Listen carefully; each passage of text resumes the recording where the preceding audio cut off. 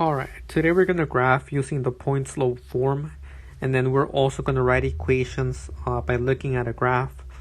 So let's begin by looking at this example. So this is in point slope form and we have to graph this equation.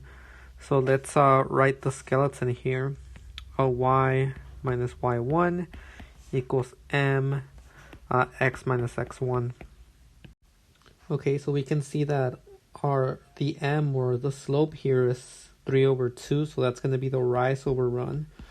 So 3/2. And now we have to find the point.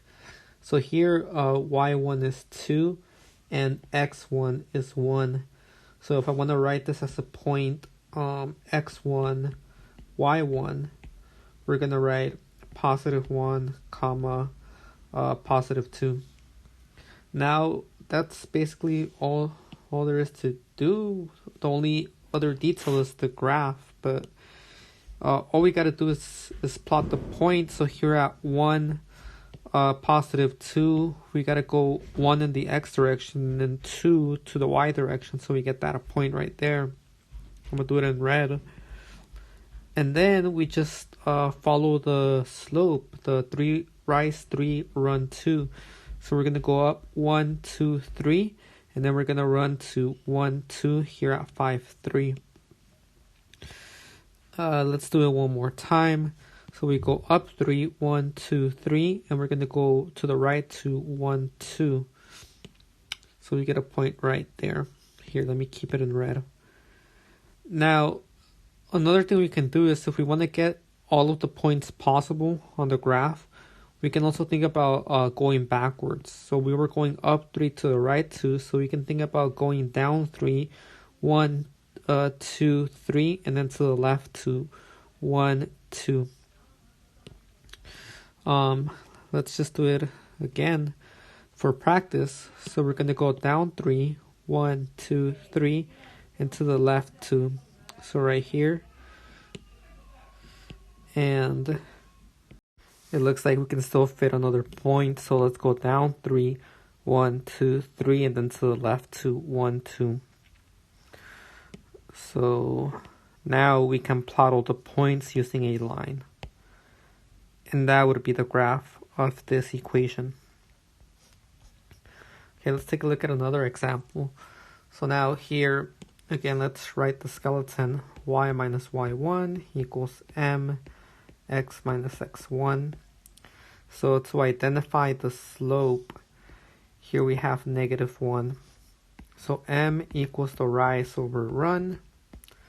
And then my rise here is -1, and I'm going to divide it by 1. So we can specifically identify how much we have to run. Now to get the point, we're going to look at x1. And right here, notice that it's a +3. So here, let me do x1, y1. So x1, again, a lame way to think about it is to just get the opposite of that value. So here it's -3. And then for y1, again, we can think about getting the opposite value of -2, so that's going to be +2. So here we have the point, we have the slope, so let's graph. So we got to plot -3, +2, so we're going to start on the x direction, 1, 2, 3, and now y is telling me to go up twice, 1, 2, right there. And now the rise over run is -1. You're going to go down 1 and then to the right 1.